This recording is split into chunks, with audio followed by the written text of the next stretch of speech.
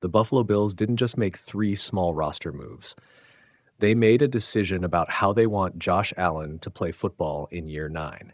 And if you look closely, this isn't about adding talent, it's about removing pressure. Let's start with the context. The Buffalo Bills are coming off another strong regular season and another playoff disappointment. A 12-5 record, an overtime loss in the divisional round. Close, competitive, but not enough. And at this point, the pattern is clear. Allen is playing at an elite level. The team is consistently good, but in the biggest moments, something breaks. So this offseason, they didn't just tweak the roster. They reshaped the environment around their quarterback. New head coach in Joe Brady, a major receiver addition in DJ Moore, and now 3 specific signings on offense. Not flashy, but intentional. The obvious narrative is simple. Depth. The Bills added Austin Corbett, Lloyd Cushenberry III, and Trent Sherfield veterans. Experienced players, guys who can stabilize the offensive line and provide rotational value at receiver. On paper, this is routine.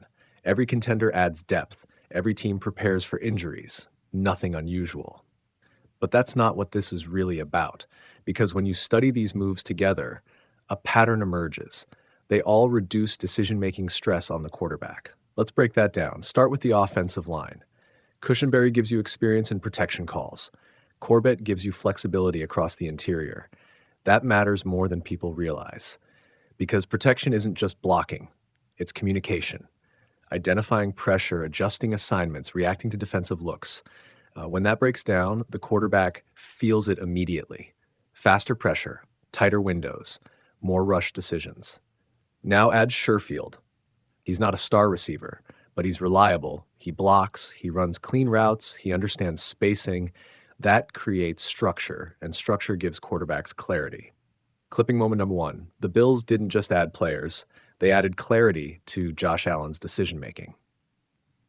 Now let's go deeper. Allen's biggest strength is also his biggest challenge. He can create anything, extend plays, break structure, make throws most quarterbacks won't even attempt.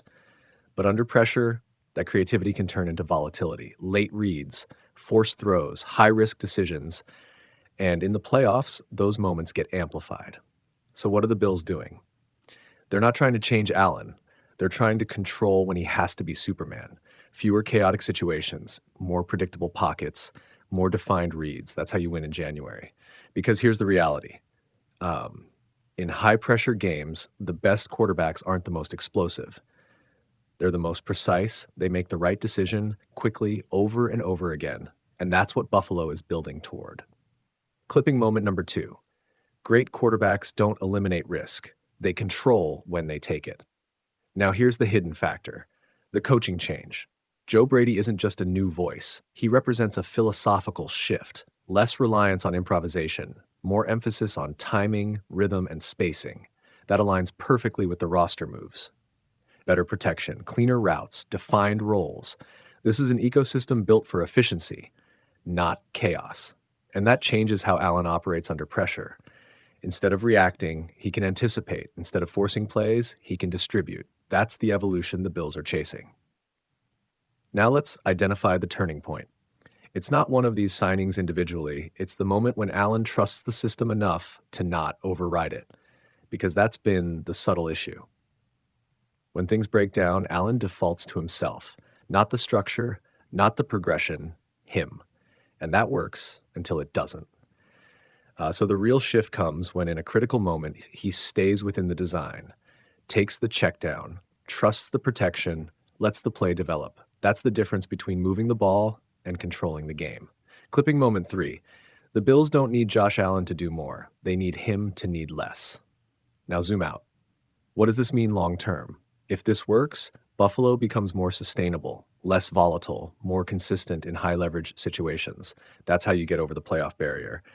But if it doesn't, if the line struggles, if the receivers don't separate, if the system doesn't hold under pressure, then Allen goes back to creating and the cycle repeats. Because ultimately, this isn't about roster depth. It's about identity. The Bills are trying to transition from an offense driven by individual brilliance to one defined by collective execution. That's a subtle shift, but a critical one. In the end, these 3 moves won't make headlines.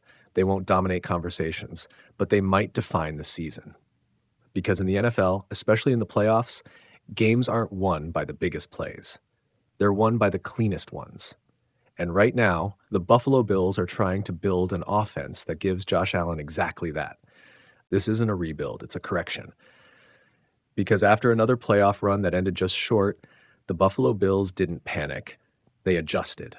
And every move they just made tells you exactly what they think the problem is around Josh Allen. Not talent, not leadership, support. Because Allen is entering year 9, an MVP, a franchise cornerstone, one of the most dangerous quarterbacks in the National Football League. But the results, still incomplete.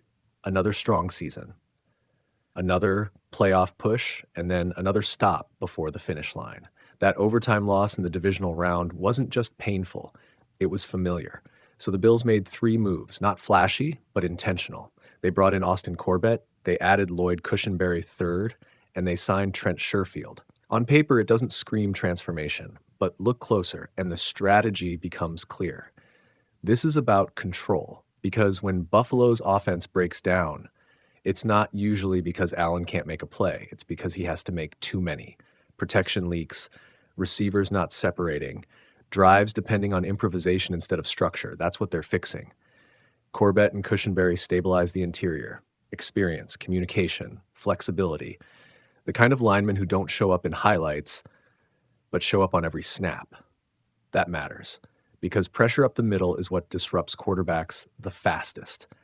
Fix that, and everything else starts to function. Then comes Sherfield. Not a star, not a WR1, but a piece, a blocker, a depth option, a player who can do the small things that keep an offense on schedule, something Buffalo didn't have enough of last season. And that's the turning point. Because this offseason isn't about adding another superstar. They already tried that approach. This is about eliminating weaknesses. And that shift says a lot, especially with a bigger change looming over everything. Joe Brady is now the head coach. That's not just a new voice, that's a new direction. More structure, more balance, less chaos. Which means Allen doesn't have to carry the entire system on his back every week. But here's the reality. None of this matters if it doesn't translate in January, because the standard hasn't changed. Not for Allen, not for Buffalo, not for a franchise still chasing its first Super Bowl. And that's the pressure point, because year 9 isn't about proving he's elite. That's already done. It's about finishing, finally. Because the Bills didn't just make these moves to get better. They made them because they believe they're close. Close enough that fixing the details might be the difference between another early exit and everything they've been chasing.